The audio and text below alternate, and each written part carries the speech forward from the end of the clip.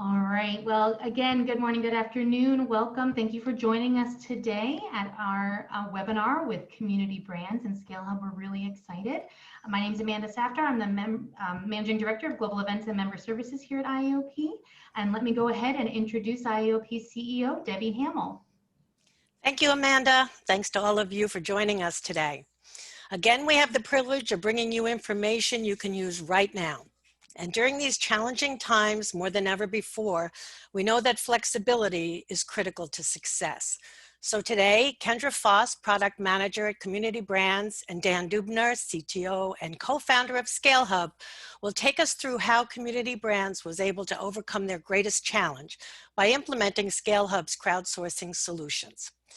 Please feel free to ask questions using the chat or Q&A feature on your screen. And should you wish to replay today's program or share with a colleague, the recording of the webinar will be available in IAOP's Knowledge Center within 24 hours. Thank you. And now on to today's program. Dan, the floor is yours. Debbie, thank you. Welcome all. Today, we're going to speak about community brands and how community brands cut down the document verification from 2 weeks to less than 2 days and saved 30% year over year. Together with me today, Kendra Foss from Community Brand, and I'm Dan Dubner, the CTO of Scale Hub. Our agenda today, we're going to have introduction to community brands and then discuss some pain points, the solution we provided SSS, and the major results of our solution. Later on, we will move to a comparison between SSS Financial Aid and TADS Financial Aid, two entities within community brands. And from that, we will move forward to what's next for community brands. Kendra Foss is with us today, and she will discuss community brands. She is a product manager for financial aid products with 12 years experience in education software. Joined Community Brands in 2018, focused on market expansion and continued revenue growth. She enjoys all of the seasons, even the long winters, in St. Paul, Minnesota, with her husband and 2 fantastic kids. Kendra, thank you for joining us today. The floor is yours. Thank you, Dan.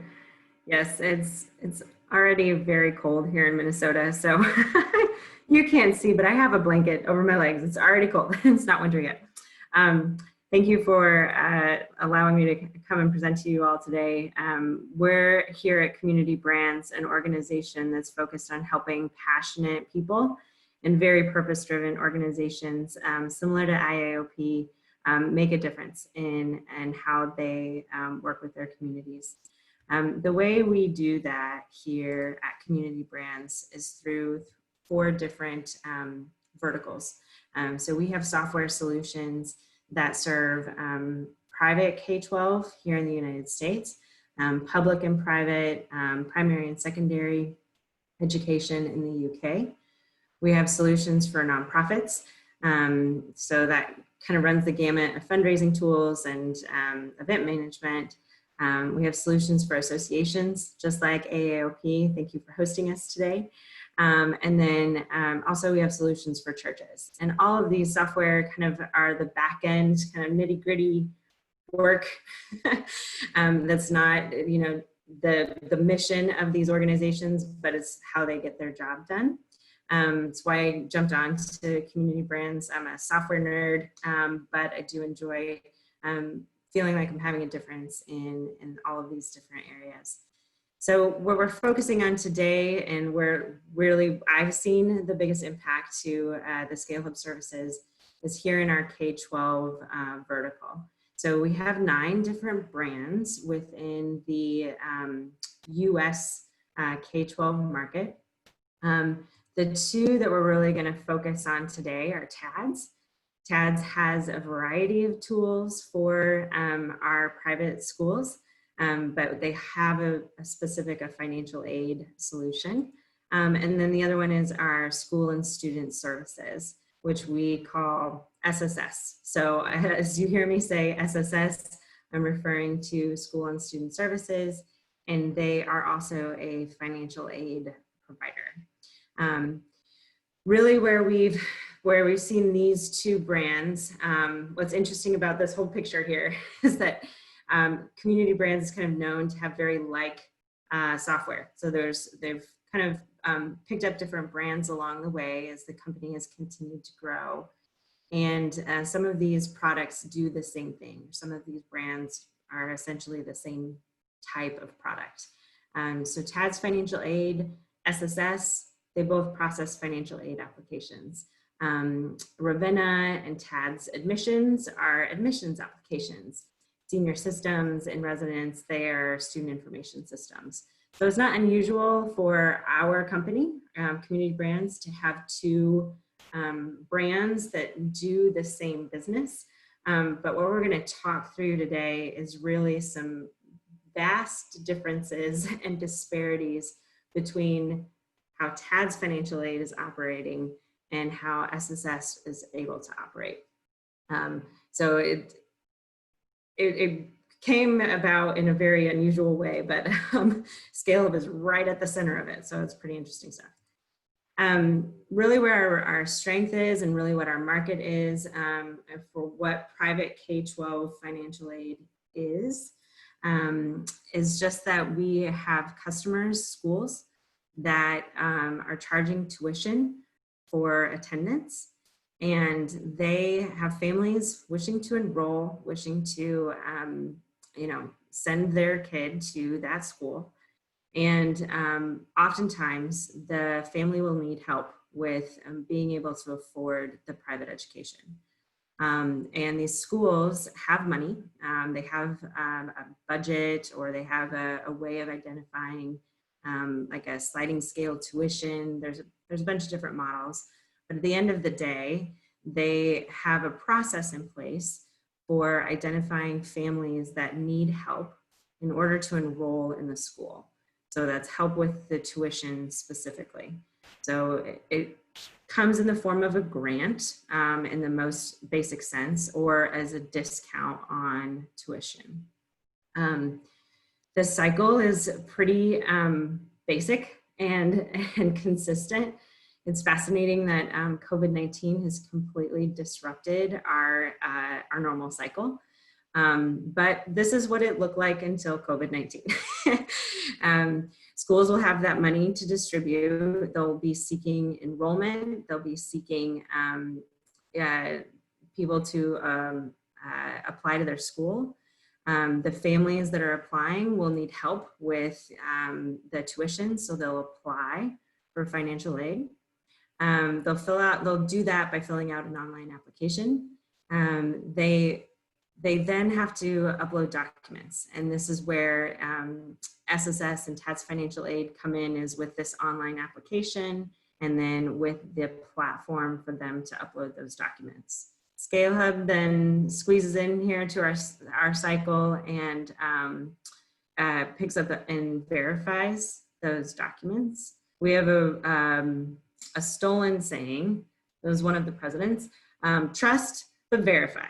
Trust what the family is telling us about their financial situation, but verify it. Make sure that they're essentially telling the truth, or that, we might even find, and oftentimes we do find, that they need more help than they think they do with submitting tax documentation, submitting pay stubs, etc. So we always verify their online application with documentation to help identify how much money that family may need in order to afford the private education that they're seeking. So schools then review the application that we're hosting, and then they notify the families of their aid package. So it's pretty basic business cycle. It's been really consistent for years, and then COVID, but we're not going to get into that today. If you have questions, we can get into it later. What I basically just walked through are basically the three objectives of any financial aid solution that's out there. Have a way to understand the family's financial situation. So an online application that asks the right questions about where the family is making their money, how they're spending their money, where they have investments. Verify it with the appropriate documentation, and then have some way of helping the schools understand, or these organizations understand, how much money that family needs. So we talk about that in the sense of having a need calculation or a formula for identifying aid. as long as we get these three things right, there's really nothing stopping us from growing in the market. And as long as we eliminate pain points within these three areas, we're really doing okay. So what's interesting is that for both SSS and for TADS financial aid, the pain points have been exclusively around that second option there, where we know that we have to verify the application with documentation, but how to do that well has been a consistent and long-standing pain point. And before we actually get into what those look like, I'm going to toss it over to Dan real quick. Yeah, so here we have actually the first question for the crowd. What are the pain points that you all having? And we would like to discuss them with you. So please answer the question. And while we're getting your answers, Kendra, please. Yeah, I actually just saw this poll for the first time about a half hour ago, and I was like, yes, that was our pain point. That was our pain point. That was our pain point. So hopefully these make sense and resonate a little bit. But for SSS, I'm going to talk about both SSS and TADS financial aid pain points, specific to really being able to verify the application with document verification. So for SSS, 4 years ago, we were outsourcing the verification process, and the vendor was doing it manually.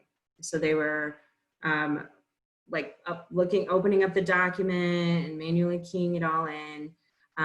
This was taking 10 to 12 business days just to verify a document type and a document year.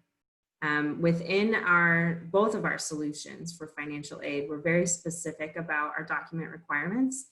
So we'll say, we need your 2018 1040 tax return. And if somebody uploads a picture of their cat, then we have to reject that as not fulfilling the document requirement. So what was crazy is that it was taking 10 to 12 business days for us to know for certain that the family had uploaded a 2018 1040 tax return into the spot that we had asked them to do it. So that was the first significant pain point. It was like, it cannot be that difficult to know if they are actually giving us the document that we're asking for. Second thing that really stood out is that our accuracy dipped below 70%. I'm going to dig into this a little bit more later with as far as the major benefits go. But this has a trickle-down effect if the accuracy of the verification is incorrect, because then it doesn't line up with what the parent entered. And then the parent and the school have a ton of questions. And then our operational costs just kind of go through the roof. We just see all sorts of phone calls. Hey, why does this say this? And that's not what I uploaded, and that's not what I said. And you just get confusion. So when accuracy dips that low, it just has such a huge impact all the way down the line. The last one there is really something that shocked me, is that we were allowing this vendor to open up the entire document and have access to, if you're in the US, you know how much personally identifiable information is on your tax return, and they could see all of it in one place. And obviously we had all of the tools in place to make sure that that was secure and that it wasn't gonna go anywhere and that there were repercussions if it did. But even that the whole document was being uploaded and looked at in one piece, really was too much exposure to that really sensitive PII data. Have we seen the results of the survey yet? I think we're going to get them shortly. Did I miss them? And here we see the results of the questions. Okay, sorry, I'm looking at my other screen.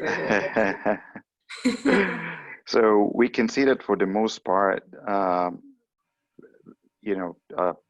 we have a common problem of seasonal spikes, and this is very bold. and very clear. And this is something that we're experiencing, of course, with this project at SSS, that we have different seasons and spikes throughout the process. Yep. Yeah. Okay, this is great. This is great information. Okay, I'm going to speak more to the seasonality of our process as well in a minute. So thank you all for responding. It's really helpful. What's fascinating is that, so this was a problem for SSS 4 years ago. These are our pain points for TADS currently. They also currently on the TADS financial aid system, we do all document verification manually. We hire interns in our busy season. We hire temp workers. We buy everybody lunch. And we still have these same pain points. It doesn't take us as long to identify that document type or that document year, but to get any additional information from that document, you know, let's see how much, what the AGI is for that family or what their deductions are. To get any of that information takes up to 6 weeks, which is just a really long time, even though we seasonally hire to try to cope with the volume. And then we're still on the TAD side doing the same thing that our vendor was over on SSS, which is opening up the entire document. So again, we have all of the right security measures in place to make sure that that documentation doesn't leave our space. But it's still a concern overall with how much is readily available, even to our employees. So the way that we've solved for those pain points, and I'm going to speak first to, and I'm going to let Dan speak first to how we've solved it for SSS. So roughly 4 years ago, our SSS worked with Scale Hub to really focus in on this problem of document verification. And the solution that we put in place was through the Scale Hub services, and how it all works is fascinating to me, but I'm going to let Dan explain it. Thank you, Kendra. And before we start, here's the second question about the type of the documents you're processing. So now we can see the second survey question that is about the document type, and we will talk about that just right after the technical part that I'm going to speak about. So at Scale Hub, the way it works for us, we get different type of documents. They can be semi-structured, they can be unstructured and structured, of course. So if you think about 1040, for example, this is a structured document. If you think about a W-2, it has a lot of formats. So sometimes it can be regarded as semi-structured. The way it works for us is that we get a document. This is what you can see on the left part of the image. We get a documents either by our portal or directly from our archive system or any type of system that you're having in place. It all goes to our classifier, our mailroom solution for tax documents. We classify the tax document type, for example, 1040. And then because we know the exact layout and we know the exact form, we have pre-trained our system to crop and create what we call a snippet. And we have a lot of snippets, and we send all these snippets to the crowdsourcing marketplace, where a lot of people, more than 2 million people, are registered and do for us the data transcribing and correction. On the next slide, you can see that we have 1040 example, and you can see that we have amount and another amount. So we actually cut a stack of amounts and provide this to a user out of context. So the user doesn't really know what forms it came from and what is our solution actually it came from. It can be from 1040, it can be from 1065, 1099, any type of form that is coming handwriting or machine print. We just create the snippets, and by the snippet type, like you can see here for numeric, we provide the instructions for our users and they do the keying of the data. And sometimes there can be, of course, mistakes, and in the next slide, we can see how we deal with that.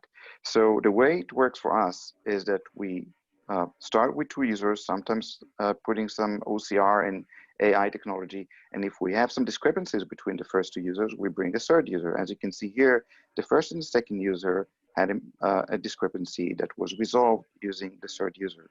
This is how we provide the accuracy to the level that our customers are expecting. And of course, there is a lot of other algorithms that guarantee that the content is validated in a way that we also validate the users over time and the behavior to guarantee very high level of accuracy. Let's see the results of the survey just before we go to the next part, and we can see that many of our audience participants have a combination of structured and unstructured, and of course some also images and videos as well. Images and anything that is visual is actually a sweet spot for crowdsourcing, because crowdsourcing can very easily answer questions about videos as well, and this is something that can be very interesting to explore further. Let's go forward. Thanks, Dan. Those are really interesting survey results. I know Dan and I have had tons of conversations about the imaging and video capacity of the crowd. That'll be another session sometime. So the major results for us with these boring tax forms, but that have very specific data that we need to get, is that it fundamentally has changed our business on SSS. We've grown, honestly, we've grown, I think it's a 22% year over year since implementing this solution, because it allowed us to scale. And no one in our market, no one in K-12 financial aid can verify as quickly as we can. Most of our competitors are around that 2-week mark. Our, TAS financial aid, you'll see in a minute, has some other additional struggles, but no one can come close to us with exactly how this solution has helped us in our business and enabled us to grow our footprint in our market. The major benefits overall were that we saw an immediate 30% year over year savings in our operating costs. As I was describing it earlier, some of the pain points were just the number of calls that we were getting in because of the inaccurate data.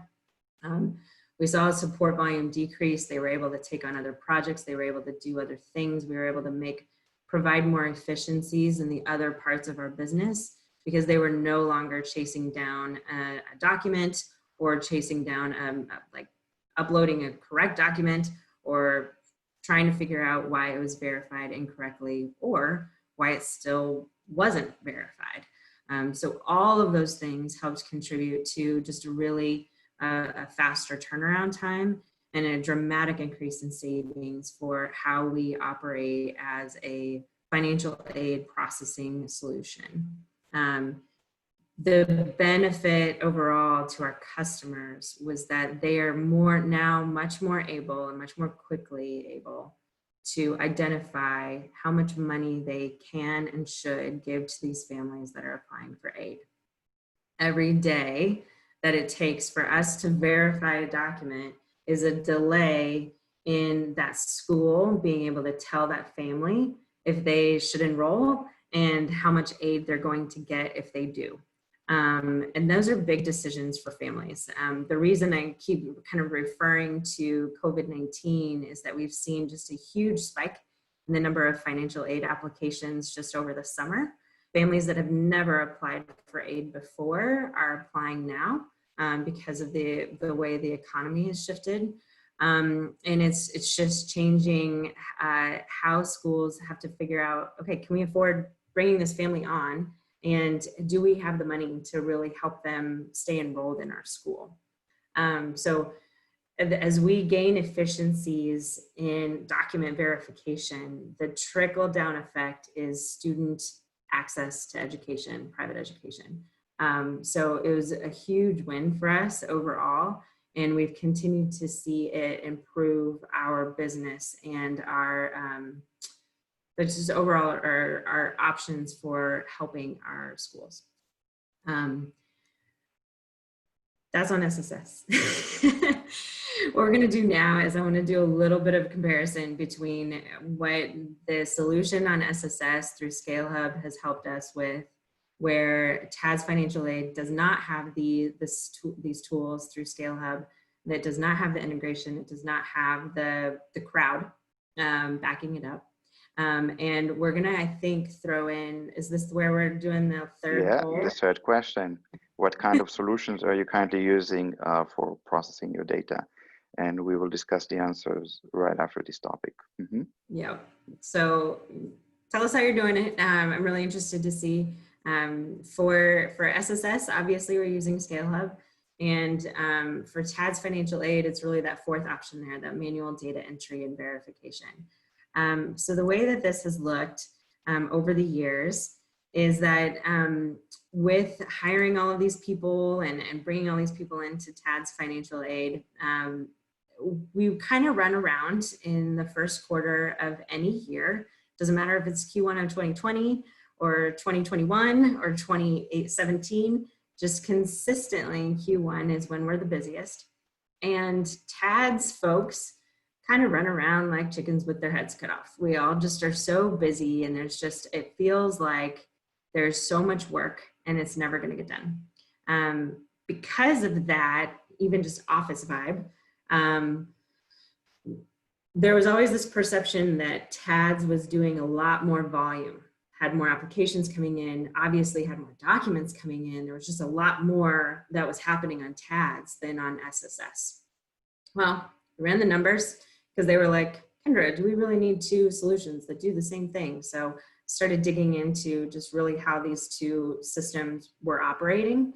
It was fascinating because SSS obviously is doing double the volume in our busiest month in February than TADS has ever done. And I took all this information all the way back, and it's consistent. SSS has always pulled in more documents for verifying against the application than TADS has.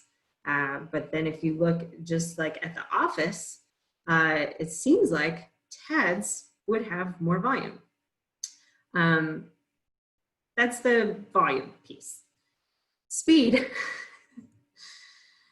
Speed is fascinating. With the crowd, and I don't know, I still don't quite understand how this works, but because there's 2 million people taking in these snippets of data from ScaleHub, they're able to turn around that document verification in less than 2 days.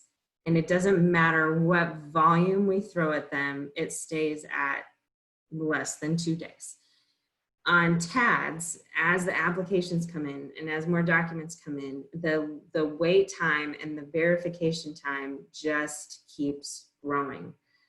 Another view of this here, you can see the SSS is the days in verifications, like that flat line at the bottom, and just nice and steady. Everyone in February is just drinking coffee, answering calls, everything's fine. And TADS is crazy. We're just a little crazy because we're having to do all this really manual work to verify and process these documents. So you can see there's these peaks, and it's just it causes that unnecessary trickle-down effect where the school is waiting to know, okay, has the family done everything that they need to do to get money? And we're like, yeah. And they're like, okay, well, how much money should I give them? And we're like, please hold, while we go through this up to 67 days of verifying what they've submitted to make sure that we can give the school a good answer on how much money that family needs. So that trickle-down effect is really negatively impacting our TADS families and our TADS schools. So again, just to highlight where our pain points were, and this is obviously seasonal, right? Like in the middle of the summer, except for this summer. Clearly. The summer was different. The tax return dates were different. The summer was different, but usually in the summer we're like dead. There's like 0 documents coming in. But seasonally, we have this problem where every Q1 we really have to ramp up. And with the ScaleHub services, we're ramped, we're scaling. We don't have to do anything to get there or to meet that that level of demand. It's just there. It's just handled. Dan, did you want to add anything to that or say anything to that? I will answer some of the questions in regards to the scaling when we get to the Q&A part. But yeah, I think the scaling is very clear here, and we can see what happens. every February every year. Yes, yes, of course. Perfect. So real quick, just as a recap of the pain points that SSS had, 10 to 12 business days, really bad accuracy, all of that sensitive data exposed. Dan showed how all of that sensitive data is completely, it's like taken out of context, you know, you just like remove it from the form that it's in. So it's just the snippet that's seen. And so with the Scale Hub services, we've been able to get down to less than 2 days. Our accuracy is at 99%. When we get a call from a school that says that verification is wrong, we're like, what? It's so few and far between that, like we have our tools in place and our measures and some tools from Scale Hub to help us do that quality assurance and make sure that things are moving and that accuracy stays so high. But it's still kind of, now it's shocking to get a call that it's not verified correctly. And we have just so much more benefit to our staff internally, to our schools, and to our families, knowing that their very sensitive information is much more secure, is not being exposed to 2 million people. It is very, very quickly and quietly being like held back just through that really great snippet functionality. So I am going to talk a little bit about what's next for community brands, because you guys are probably like, well, why isn't Tabs doing this yet? But before I do that, do we want to answer any of these questions? Yeah, let's see the answer. Let's see also the answers, and we can see here that manual data entry and verification is part of what some of the audience is experiencing still, and usage of outsourcing services from BPOs. Yep. Awesome. Yep. It's interesting because SSS was also, you know, using a BPO to do it, but it was still manual. The way that the BPO was doing it was still manual. So it's just interesting that the way the Scale Hub crowd is built, that it doesn't, it's I don't know, it's just fascinating. I'll let Dan speak to it. I think it's important to note here that the Scale Hub is a managed service. It's not a BPO. It's not an outsourcer. It's a pure managed service that integrates to the existing solution that you're having at SSS and provide you with the services you needed. So we are integrating to existing solutions in order to support the organizations to focus on scaling, focus on the business, rather on these technical problems that you raised, operations problems as well. Yeah. Dan, I'll ask you this question from Kapil. I was just wondering whether 100% crowdsourcing on Hindsight can guarantee the service level agreement. I can speak from my experience on SSS that it can, it absolutely can. But I'll let you speak to that maybe with another example from within your portfolio, Dan. So with our customers, we provide them our documents faster than any SLA that we agreed upon. So for example, we have a customer that we have strict SLA of 4 hours. They get turnaround time normally on average within 30 minutes.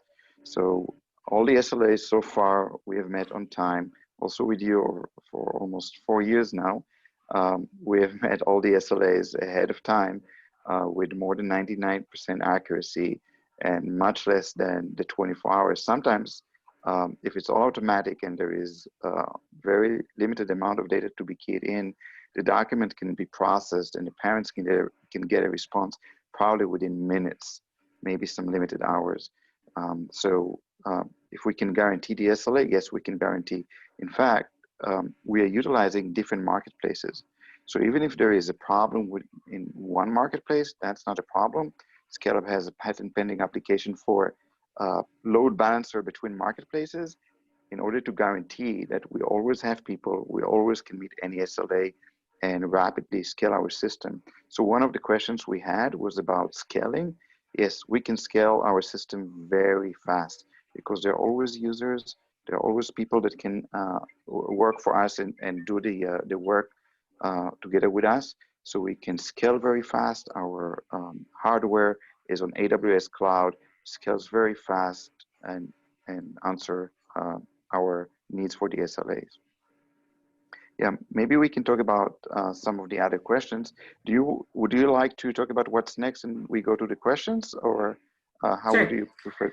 Yeah. I can finish off like what we're doing here at Community Brands, Exactly. and then we can go into further questions.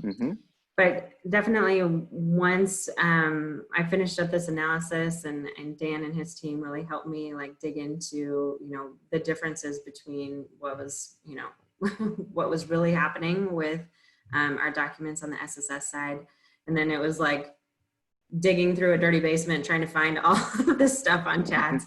But what we're really after now, after doing all of this analysis, after seeing such dramatic differences in just that second objective, trust but verify, please verify, is that we have decided to move all of our TADS financial aid customers onto the SSS platform. So I've been heads down and super busy this fall because we're launching a pilot program. As I mentioned, there's differing calculations or methodologies for identifying need. And so when I'm talking about moving TADS financial aid, it's really, I'm just moving that formula for how they do the math once they have all the information to determine how much money that family needs in order to afford the private education that they're after. So I'm moving that TADS, I say we, Community Brands, are moving that TADS formula into the SSS platform. And the major driver for this was that we have this integration with ScaleHub, that they're able to so quickly take our uploaded documents, that they're able to verify it so quickly and with so much accuracy that we don't have to then hire all of these people. It's just on a seasonal basis, and it's not, you know, in some sense, you could almost say it's still manual because it's still people sitting at a desk or sitting on their phone, typing in a number. It's still manual, it's still people, but the way that it's broken out and then the way the crowd behaves is so different than having a bunch of temp workers in your office, pulling up the one document and sitting there keying in all that data. So we're excited about the scalability options that this will give us, having two kind of proprietary formulas for identifying need on one platform, utilizing the ScaleHub services where we don't have to worry about scaling up that document verification. It just scales for us. Will allow us to scale up the other pieces of our business more efficiently and more quickly. Really, the hope is that once we get everything on one platform and have this document thing taken care of for TADS, we'll be able to just break into different markets and provide aid processing applications for beyond the private K-12 market. So we're super excited about it. It was an idea that I floated out there this time last year. And it's taken a year to kind of come to fruition, but we're ready to launch this pilot program. So it's super exciting just to see how the ScaleHub technology has helped us at Community Brands improve our technology. And as an end result, we're really helping make sure that there's access to education. So for me personally, I think that's great. So Great. That's pretty much where we're at, and that's what our presentation is. So I know we have a few more questions, and yeah. Let's go over the questions. So Kenner, one question for you, if you can share with us anything about the return of investment when it comes to this project, and when that happened, if you can share with us. Yeah, what's interesting is that SSS was originally owned by a nonprofit or by an association. They built it up as a service to their members within their association. And so their goal had always been to outsource. Everything that they built into their tool was very outsource focused. because they weren't going to hire as an association all of those people to do the work that TADS was like, no, we'll just hire people. So the ROI definitely was most like at first you could say it was just a switch in vendor, where really we went from one outsourcing vendor to a different one. But as I mentioned earlier, we also saw those huge like decreases in support volume. School satisfaction went up. So when we were doing the ROI analysis, it really was important that we maintain a high level of retention with our customer base and make sure that our customers are happy and that they want to stick with our services. So year over year, not only is our growth increased, new customers coming on board, but we've been maintaining a 92% retention rate, which is kind of unheard of in our market. And that has been a huge return on our investment for really getting the Scale Hub services in place and seeing how that has dramatically improved our customers' experience with our product. Excellent. And we have a question from Suzanne about how the scaling really work and whether it's really that simple. So the answer is yes, it's very simple. It doesn't matter what quantity of fields and documents you're sending us. We can do tens of thousands and hundreds of thousands.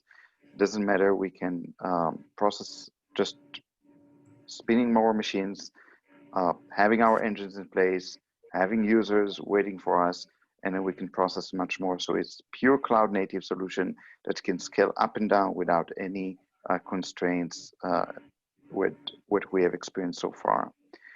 And this leads us to the next question about the crowdsourcing, how we deal with the rapid increase. We simply, as we mentioned before, automatically add more machines. The people are available on our marketplaces, more than 2 million people. So we are dealing very fast with this. COVID-19 is with us still, and I think it's important to mention here that we definitely have seen no problem at all to process. In fact, during COVID-19, we got some of our customers pushing more work into our system, and we were able to bring them the data faster. And the reason why we can bring the data faster is because the more work comes into our system, the more people telling other people, hey, there is a workaround, and they're all joining to the marketplace and work. So we actually get faster participation of our crowd users on the marketplace, which leads eventually to a faster processing. The more work, the faster we have users coming in and staying with us and working with us, which means that during the COVID-19, we're able actually to decrease the time that we have for the processing of the documents in our system and even improve our SLA during this period. Of course, at no time we had any disruption of our service. Everything was super fast and accurate. And actually, we really had a lot of people working from home, and we got a lot of comments that the people are very happy for working with us during these times. I think I'll say from my side on the COVID-19 question, what's been interesting in what we're looking at next in really exploring more with Scale Hub is that our trust but verify model has always been off of tax documents, and that does not give you an accurate today picture of what is happening in that family's financial situation. So if the family just this year has been experiencing unemployment or were furloughed, and that's dramatically changing their financial situation and their options for enrolling at a private school. The tax documents aren't going to tell us that. They haven't filed 2020 taxes yet. They probably won't have to file them until next June. Like, that is old data at that point. So what we're exploring and what we're looking into is pushing more forms to Scale Hub to get us pay stubs or furlough letters verified, or just all of those options for quickly seeing the more like today financial documents that aren't, these standard forms like a 1040. That was kind of what I was alluding to with how much it's changing our business, is that it's always been a best practice to verify off of tax returns. And now we're needing to find scalable ways, quicker ways to verify what's happening in that family's financials, like right now, today, so that the school can make a really good decision on changing their aid package or offering them tuition aid this year as they're going into this academic year. So it is really interesting how COVID is changing our business, giving Scale Hub more business, moving everybody's business around. And everyone is working from home. Everyone's working from home. Yeah, let's see the next question. The next question is about the mechanisms that we're having about maintaining the quality when we're utilizing public cloud. So in fact, when we utilize public cloud, it's not that we just publish a task in the cloud. We first, of course, publish a task when we ask people to type in the data, and then we can compare it, and sometimes we bring a third person, but there is a lot of algorithms in between on how we match the people. So if we have a newbie user, we usually match it with a more experienced user, so we can actually test the new user that comes in. And then when it comes to a third user, we bring another strong user so we can have a better control on the majority decision. And sometimes even three people can disagree on the answer. So in that case, we even bring what we call a supervisor. A supervisor can be someone in-house, or it can be someone also from the public cloud, just with better skill set, different territory, location. We can actually limit and decide what is the skill set that we are requiring from our users to join us and do the work. And also we can limit territories, language restrictions, and so on and so on. So this is how we can guarantee the quality, because we have some different levels that we qualify the data and also our users. On top of that, we have some other mechanisms to block certain users and reject the work if we see spammers. And there are very often spammers coming in, trying to key in some false data. We find them out and we block them on our system. And then they complain that they can't work on the system. Of course, you can't work on our system if you spam our system with the wrong values. So we have different mechanisms within our crowdsourcing system to guarantee that the data that we provide our customers is very accurate for the different problems that we are seeing. There is one question about the data privacy and the security requirements. So first, let me share that Scale Hub has ISO 27001 and is HIPAA compliant as well, which means we are really taking care of everything related to data privacy and security. When it comes to the data privacy, as we could see from the example, we put a lot of efforts to guarantee that we can crop the snippet in the right place, even if the image has been shifted a little bit or rotated. We have some computer vision related technologies to position the image in the way that we can extract the right location for the snippets. We can also do it with semi-structured type of documents and unstructured, using some NLP concepts that we are running in NLP engines. And then we can cut what we call dynamic snippets. This is something that requires, of course, some more setup. But when it comes to forms, and we know the exact form, the exact location, it's pretty much easy to cut the snippet on the right location, create a stack of snippets from the same type, and give it to the users. This is a very secured solution. No one can go in and see the full context. These are completely different systems in order to guarantee full isolation between the two systems. And this is what we provide SSS with our solution. No chance that someone can see any data coming from the images. And as you mentioned, Kendra, the PII, the personal identity information, is not shared with anyone. No one in Scale Hub or with SSS can see it. And then, of course, we can guarantee even higher level of data privacy, because also the people that do the manual work, they actually not get exposed to that. And this gives the privacy level that you need. I sleep a lot better at night because of that. I'm just gonna say, with how much information we have on these families, it's just such it's such a nice thing to know that all of that data is so secure.